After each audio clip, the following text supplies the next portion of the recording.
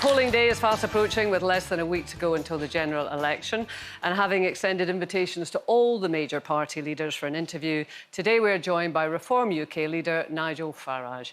He tackled creepy crawlies in the I Am a Celebrity jungle last year. But how does he feel about coming on Loose Women? Let's find out. Please welcome Nigel Farage.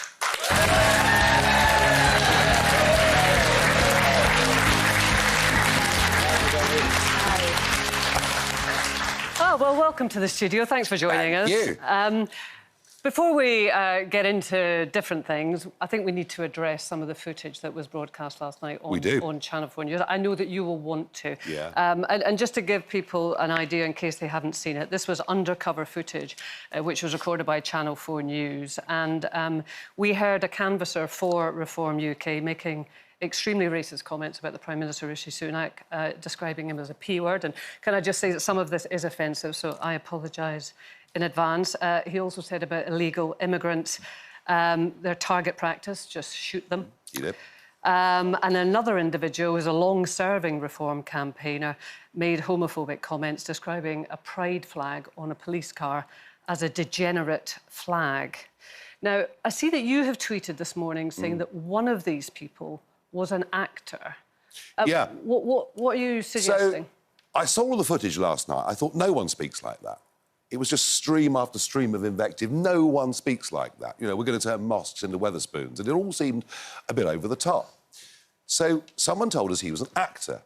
We rang him this morning. The Daily Telegraph rang him this morning. He denied point blank that he was an actor. It turns out he is an actor. I found his website.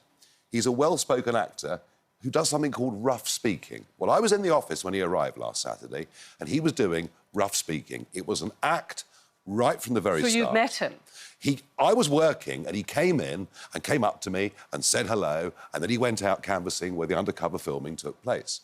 And he was rough speaking. He wasn't being himself from day one. I have to tell you, this whole thing is a complete and total setup. Of that, I have no doubt whatsoever. Okay. Well, I mean, that's really interesting. I mean, we have spoken to Channel 4 News and they say we strongly stand by a rigorous and duly impartial journalism which speaks for itself. We met Mr Parker for the first time at the Reform UK party headquarters, where he was a Reform party canvasser. We did not pay the Reform UK canvasser or anyone else in this report. Now, that was one exchange, but there was also, at the end of their piece, there were three people who were speaking. There was... one of them is a senior Reform UK campaigner who's well established within the party, and he was actually the ones who made the homophobic comments. Yeah, they'd watched England play football, they were in the pub, they were drunk, it was crass, but I get drunk. Vulgar. I don't, No, I'm not homophobic when I'm drunk. Well, people, when they're drunk, often turn quite nasty. Look, it was unforgivably nasty, no question about that. But the one that's really hurting us is the one with racial slurs, and I promise you, this guy is a set-up. I have no doubt about it. And remember, the stakes are very high. The stakes are very high here. Set up by whom? Well, I don't know who.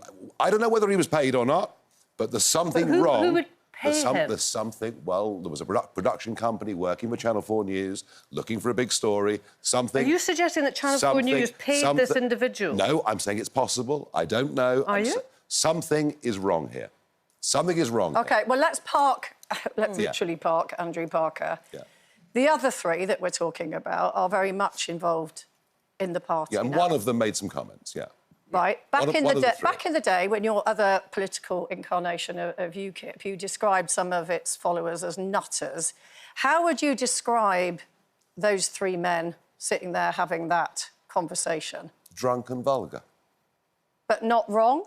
No, wrong, but just vulgar, drunk and wrong. Do you want those sort of people in the party? No, I don't. Of course I don't. Look, I have fought... So are you going to get rid of them? I have fought, Jen. Nobody has fought harder against the far right in British politics than me. I almost single-handedly destroyed the British National Party. I've always said I don't want anyone supporting me. So are you going to get rid of those three individuals? Yes, they're gone. So they are gone from Reform UK, that is it? Their behaviour, their language is unacceptable. What do you think makes people with those views want to support you? Ironically, I think because we destroyed the BNP, they haven't got the BNP to go to anymore. I think that's the problem. So they come to you as the next just as hard left extremists go to the Labour Party. I mean, we've got this on all edges of politics. I mean, even the Labour candidate in this constituency has effectively been rusticated by Keir Starmer because of openly racist comments that he's made. So you do get, right across politics, people saying things they jolly well shouldn't say. But listen, I've never encouraged it. I've always tried to get rid of it. But this taint has always surrounded you, hasn't it? I mean, a lot of your policies speak to people. How else can you damage us? It's the way to hurt us. No, but listen, back in, like, 1981, one of your teachers from school described you as a racist and a neo-fascist. But where does that taint come from? Why do you think this is... You were not a politician then, and somebody said that about you. 45 years, where a few of us are winding up school teachers, is irrelevant. What I will say is this, and I'll repeat it. Nobody's done more... Nobody has done more, Jane, to drive out the far right in British politics from my party and out of the scene completely than me. And if you want to hurt me, really want to hurt me, what you do is set me up with somebody purporting to be on my side that says vile things. And this is happening for one reason and one reason only. We have got an election going on where there is a new party, a new phenomenon, and we want change. Not just a change of management, because that's all Keir Starmer is compared to Rishi Sunak. Nothing will fundamentally change. Our agenda is about fundamental change. And I tell you something, our politicians, media companies, they don't want it. They'll do anything to stop us. But are you scared that this is going to hurt you, though? Because, I mean, we spent 5 minutes talking to Kelly here about pride and about the difficult journey that Kelly has come through in her life. Now, you did not make these remarks, and I know you've told us you think it's a setup, but nonetheless, people associated with your party have called the pride flag the flag of degenerates. I just wonder... I've been in public life... Kelly, actually, you should speak rather than me. Kelly, I've been in public life Can we just let 30 Kelly years, speak? right? Do you mind, Nigel? I mean, 20 years in the European Parliament. You've never found a single thing I've said that you would find offensive in any way at all. Not one. No, but I suppose if people are essentially representing you and your party and they are homophobic... my question really is more personal to you. If somebody in your family, your grandchild grew up to be somebody who identifies different to the social norm, how would you respond to that? Without going too deeply into it and without giving personal things away, I understand completely what you're talking about. As with every family, we see this, as we see many other things. I'm incredibly tolerant. In fact, to be honest, I don't care what people are. I judge them as human beings and whether they're good people or not. So what you're saying about if somebody in your family was gay, you wouldn't have an issue with it at all? I think I just answered that. Yeah. I have a couple Without getting into detail. I have a couple of questions for you, Nigel. Normally, Nigel and I meet at the dump in Seven Oaks, the tipper. But anyway, there we go. I have two things, actually, to ask you. I mean, Kelly mentioned your grandchild. How has that changed you as an individual? Yeah, well, grandchild was born, and how about it, on the 8th anniversary of the Brexit vote, so I can't forget that date very easily, can I? Yeah, first grandchild, terrific. Second grandchild due in 2 weeks' time, so it's all happening at once. Good. I'm very excited about it. Good. Very excited. Everybody says, like Shirley was saying earlier on, that it just changes your life. But I have another question for you, because you have stood 7 times and never became an MP. And you were right across 3 parties. My basic question is, how do people trust you? Because it seems a bit like a flippity-gibbet, you know, to do 3 parties and then another one and stand for 7. Well, I helped set up UKIP with one goal, to leave the European Union. Do you know what? We won. We won. So there was no need for the party anymore. I retired. They made a complete, absolute mess of the whole thing. So I relaunched the Brexit Party. We won the European elections. We helped Boris get a massive majority. We won. And now they blowed it again by breaking all their promises. And so I've launched Reform UK, and we have been doing phenomenally well in the polls. We are the talk of the town. We are the conversation at breakfast tables, dinners, wherever it may be. The establishment... Always in a good way, do you think?